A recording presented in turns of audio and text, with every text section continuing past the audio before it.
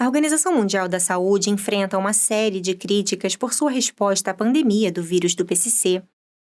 E grande parte do problema deve-se à influência crescente que o regime comunista chinês tem sobre a organização. Hoje iremos analisá-la profundamente. Continue conosco.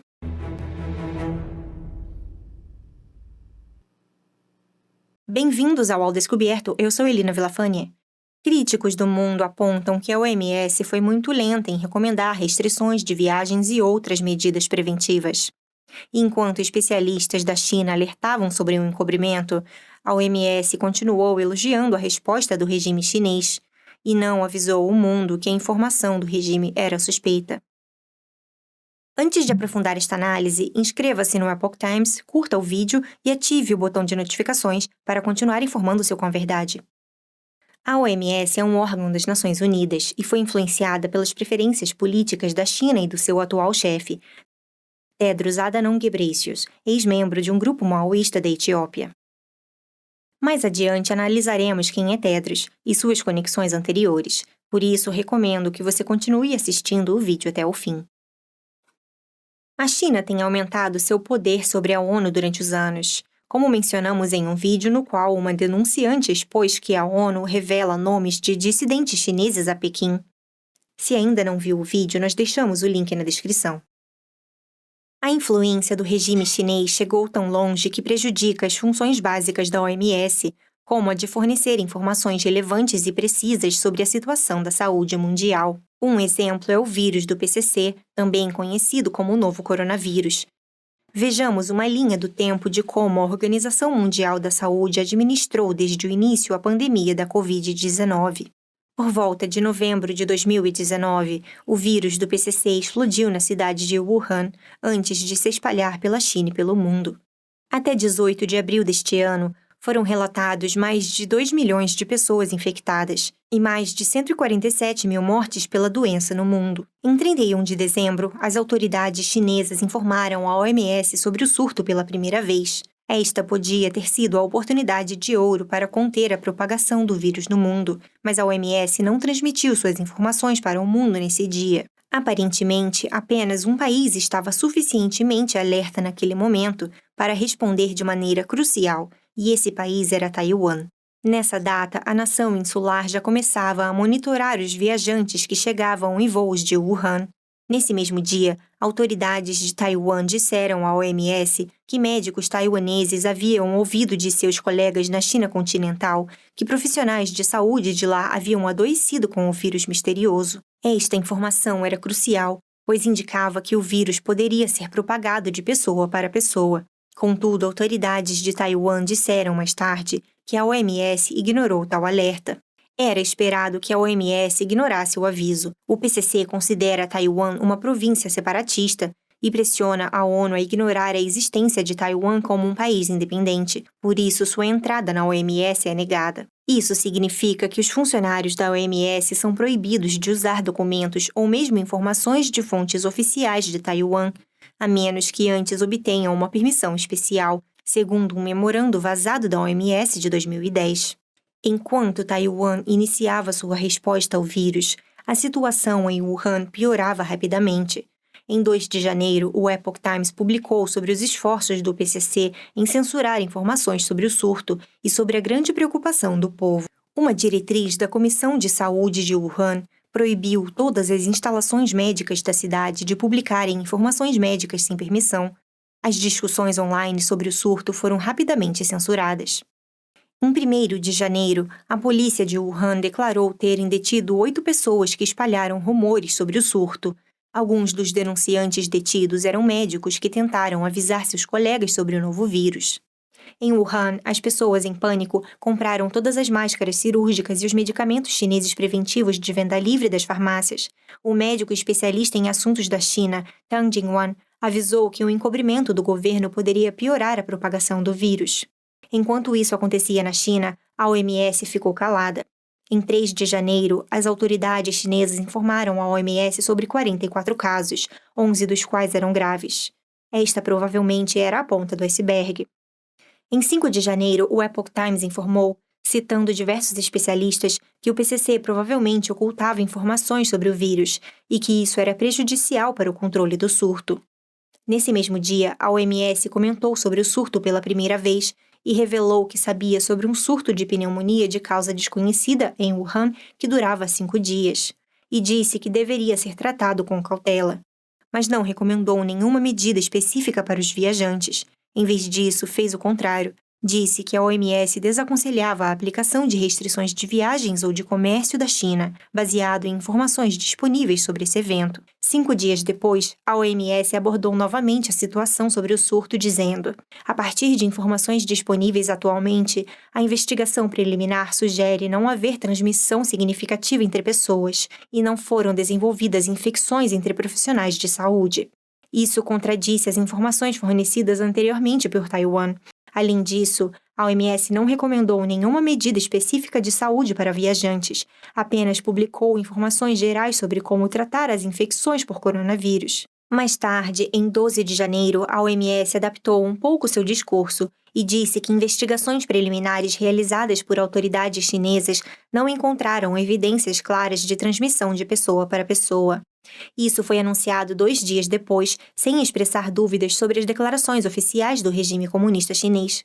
Naquela época, Taiwan já havia organizado sua própria equipe de pesquisa para viajar a Wuhan.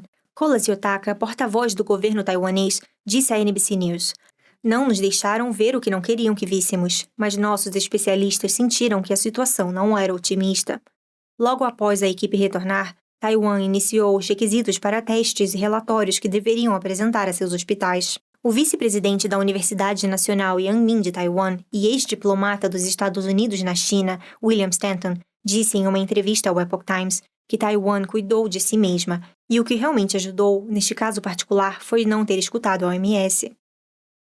Em 17 de janeiro, os Centros de Controle e Prevenção de Doenças dos Estados Unidos enviaram seu pessoal para avaliar os viajantes que vinham de Wuhan para os 3 principais aeroportos americanos e que recebiam o maior tráfego de pessoas de Wuhan.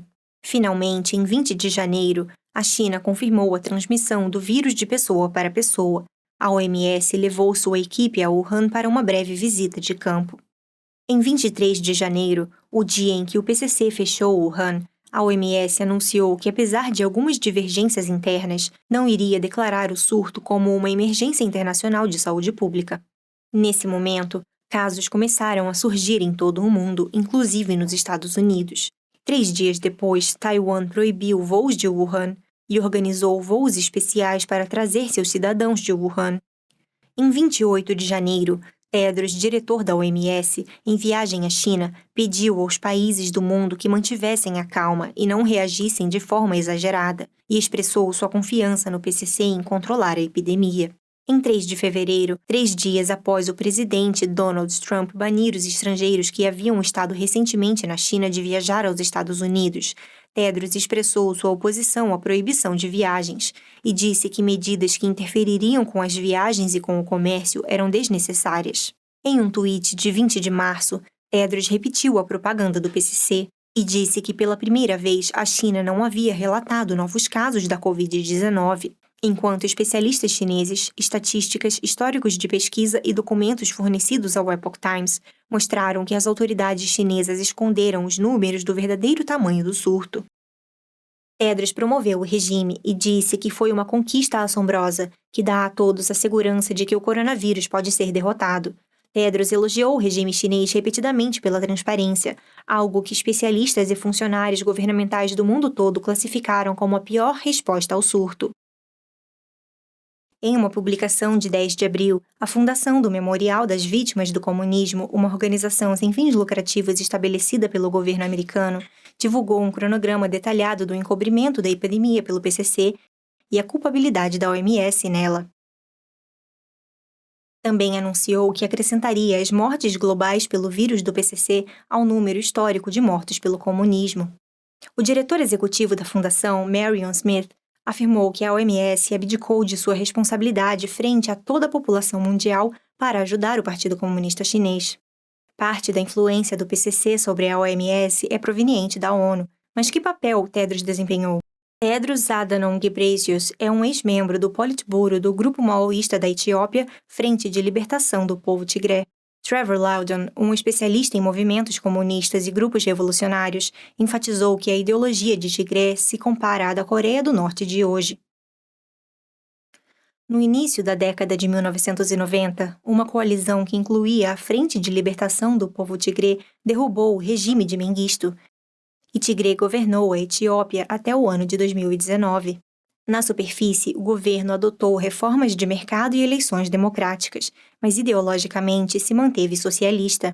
Loudon acrescentou que eles ainda mantêm suas conexões comunistas internacionais.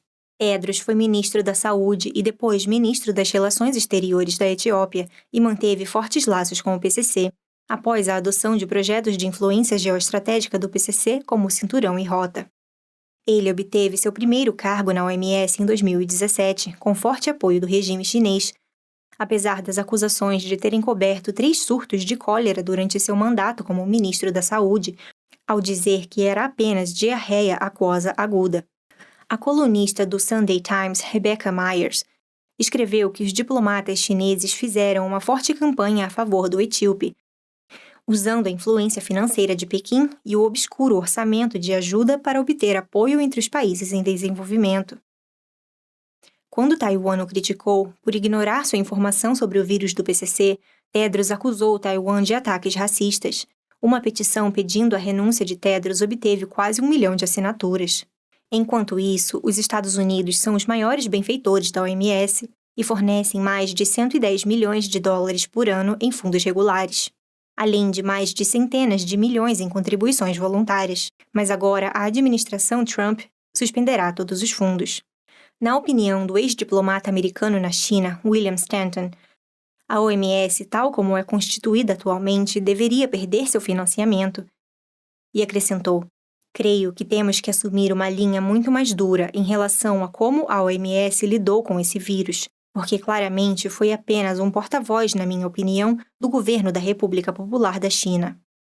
E aqui termina nosso episódio de hoje. Mas antes de me despedir, recomendo outro vídeo chamado A Diplomacia das Máscaras da China gera uma crescente oposição. Lembre-se de deixar seu comentário abaixo do vídeo e, se ainda não o tiver feito, inscreva-se em nosso canal e não esqueça de ativar o botão de notificações para continuar assistindo nossos episódios. E para continuar se informando com notícias atuais e verdadeiras, visite o site do Epoch Times, onde também encontrará matérias aprofundadas. Muito obrigada por se juntar a nós. Vejo você no próximo programa.